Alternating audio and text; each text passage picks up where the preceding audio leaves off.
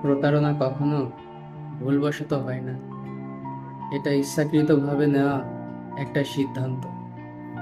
আজ আমি সেই প্রতারণাই ধ্বংস, তবুও যেন মেনে নিতেই হবে, কারণ ভালোবাসায় কখনো প্রতিশোধ নিতে হয় না।